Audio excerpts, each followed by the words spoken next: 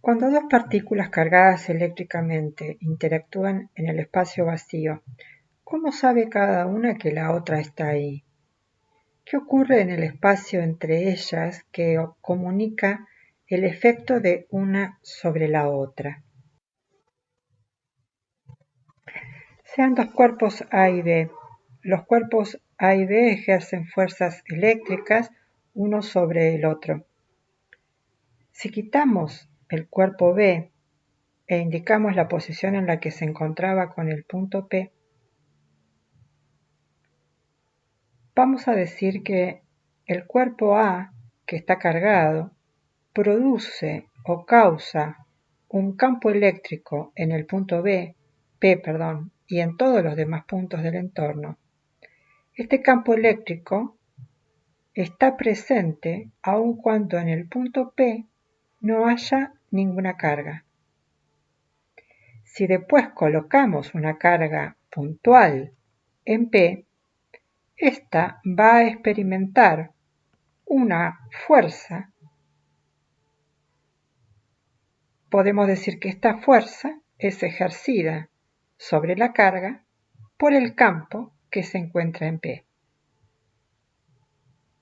Se define el campo eléctrico en un punto como la fuerza eléctrica que experimenta una carga de prueba Q0 en dicho punto, dividido por la carga Q0. Matemáticamente, el vector campo eléctrico es igual al cociente entre el vector fuerza eléctrica y la carga de prueba. Es decir, el campo eléctrico en cierto punto es igual a la fuerza eléctrica por unidad de carga que una carga experimenta en ese punto. ¿En qué unidades medimos el campo eléctrico en el sistema internacional? Pues en una unidad de fuerza dividida en una unidad de Coulomb, de carga, o sea, es Newton sobre Coulomb. ¿Qué le sucede entonces a una carga cuando está en un campo eléctrico?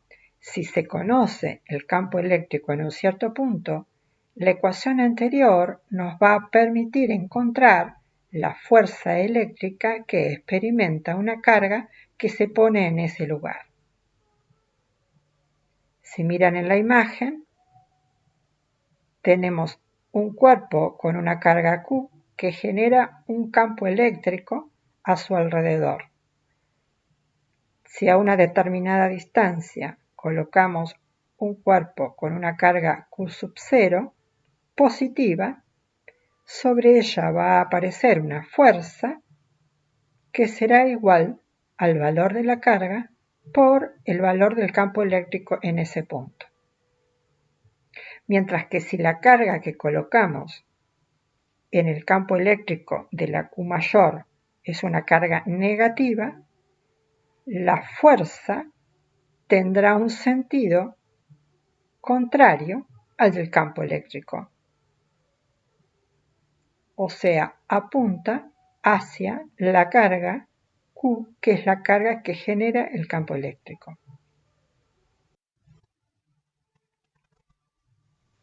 De la misma manera podemos resolver situaciones como por ejemplo la que ven en la figura. Tenemos un campo eléctrico vertical en sentido hacia abajo y dejamos suelta en la parte superior una carga positiva.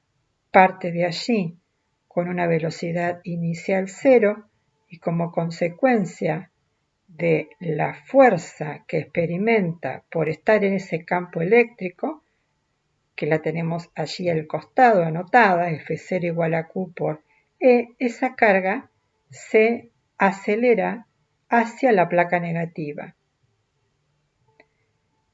Si recordamos de física general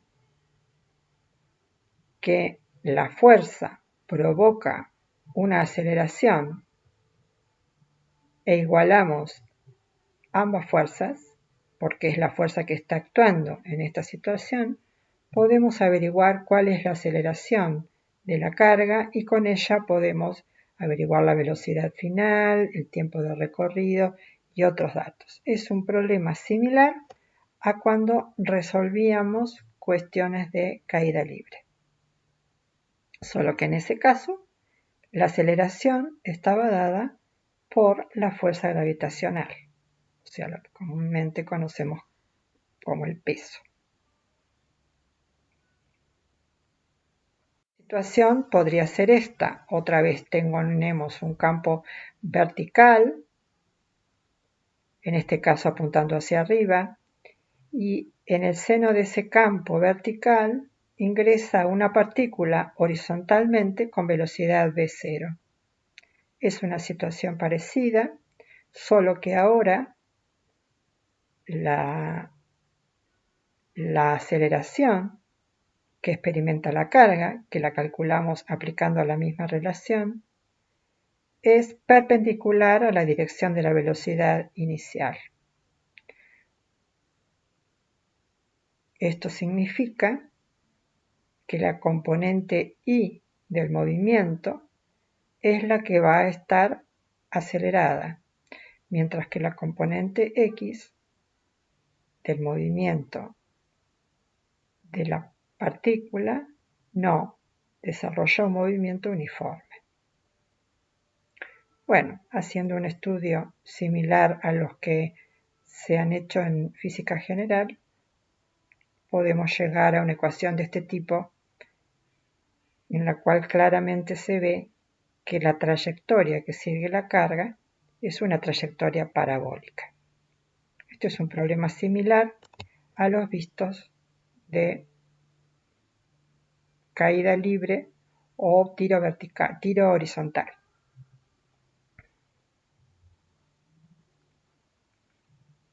Bueno,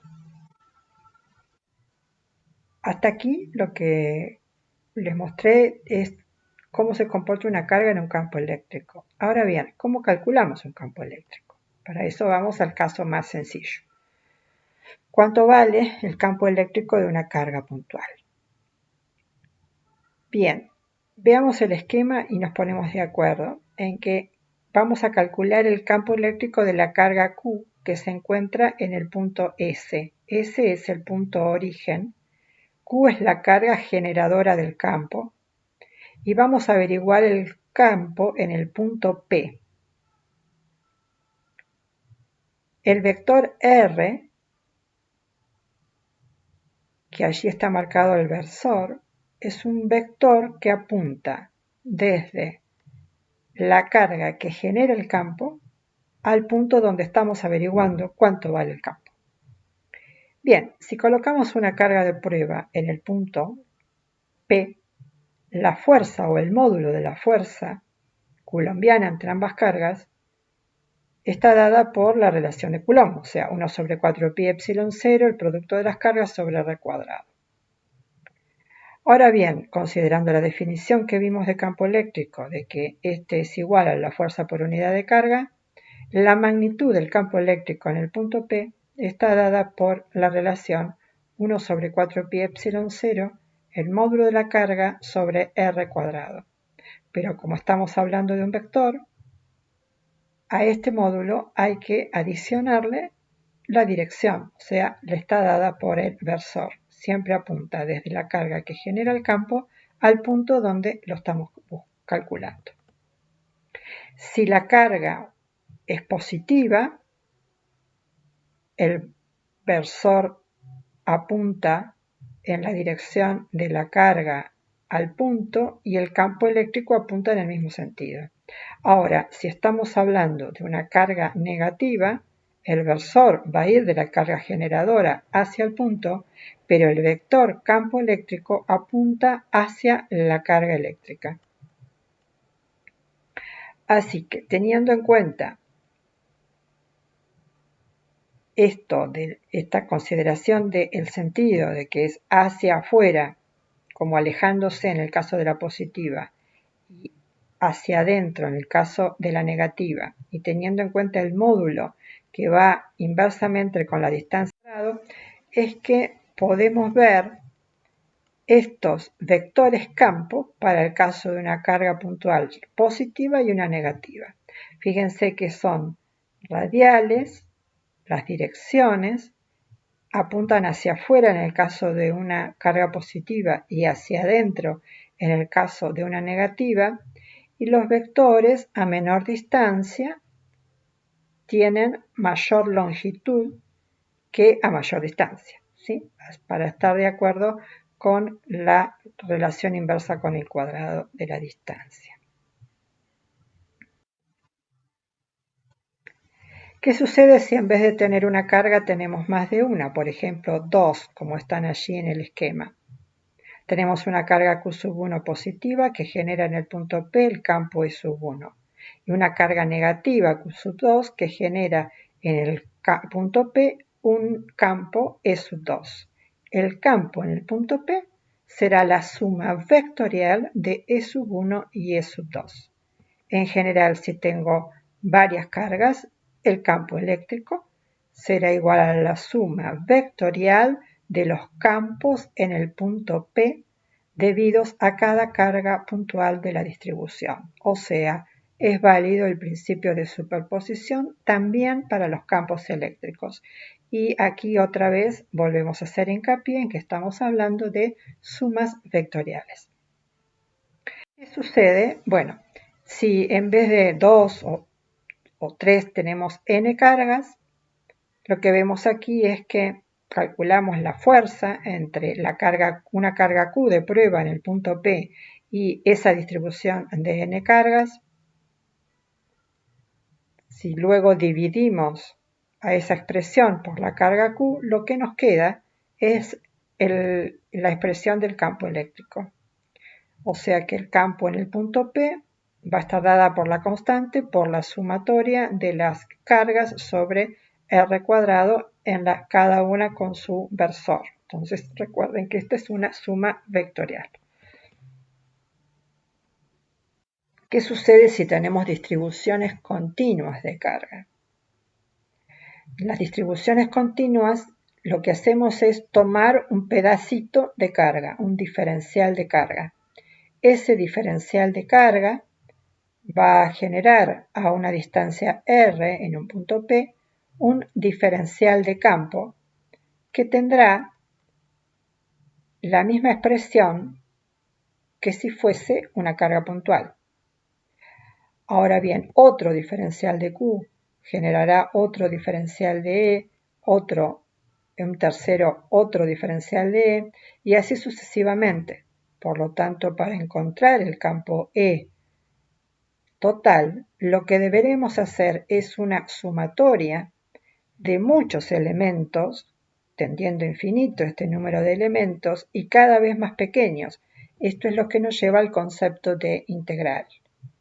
Para encontrar el campo eléctrico, lo que deberemos hacer es integrar este diferencial de campo eléctrico que obtuvimos más arriba. En general, las distribuciones pueden no ser uniformes. Para poder facilitar los cálculos y hacer cálculos justamente más sencillos, nos vamos a focalizar en distribuciones uniformes de cargas. Si la carga está distribuida uniformemente a lo largo de una línea, hablaremos de una distribución lineal de cargas con densidad lambda. Lambda sería la carga por unidad de longitud. Si la carga está distribuida sobre una superficie, hablaremos de una distribución superficial de carga, sigma. Y si está distribuida en un volumen, de una distribución volumétrica de carga ρ. Ejemplo. Sea un segmento cargado uniformemente, tiene una longitud 2A, y queremos calcular el campo eléctrico a una distancia x vertical, en forma perpendicular a su punto medio. De esa lámina lo que hacemos es tomar un trozo diferencial de I que tendrá una carga diferencial de Q. Ese diferencial de carga genera en el punto P un diferencial de campo que está dado por la expresión que acabamos de ver hace un rato. Es la constante diferencial de Q sobre R cuadrado en una dirección que apunta desde el diferencial de Q al punto P. Como dijimos que la carga está uniformemente distribuida, podemos expresar el diferencial de Q en función de la carga total, que es un dato, y la densidad lineal de carga, que es uniforme. Si esto lo reemplazamos en la expresión anterior y además reemplazamos R cuadrado, que es la distancia entre el elemento de carga y el punto P, en función de las coordenadas X e Y, esta es la expresión que nos queda. Ahora bien, deberíamos sumar, pero para ello primero vamos a descomponer el vector diferencial de E en su componente X y su componente Y, para lo cual tenemos en cuenta el ángulo que forma el versor o el lado R con X, o sea, alfa está marcado allí, que podemos calcular tanto el seno como el coseno en función de los datos que son R, X e Y. Reemplazando, lo que nos quedaría sería sumar. Pero si nos fijamos, por una cuestión de simetría, por estar calculando el punto P, estar el punto P en el punto medio, para cada diferencial de Y en la parte superior de la línea, hay un diferencial de Y en la parte inferior, tal que la componente Y del campo que genera es igual a la componente, son iguales entre sí, o sea, se anulan mutuamente, mientras que las componentes X se duplican. Teniendo en cuenta esto, podemos calcular directamente la componente X, o bien, si hacemos las dos, cuando calculemos la integral, esta nos va a dar 0. Haciendo todos los cálculos, llegamos a esta expresión para el campo eléctrico en el punto P debido a un segmento cargado. Similarmente, en la práctica van a resolver el caso de un anillo de carga, cuál es el campo que genera en un punto que se encuentra a una distancia X sobre su eje, un disco, y a partir del disco podremos obtener el del plano infinito.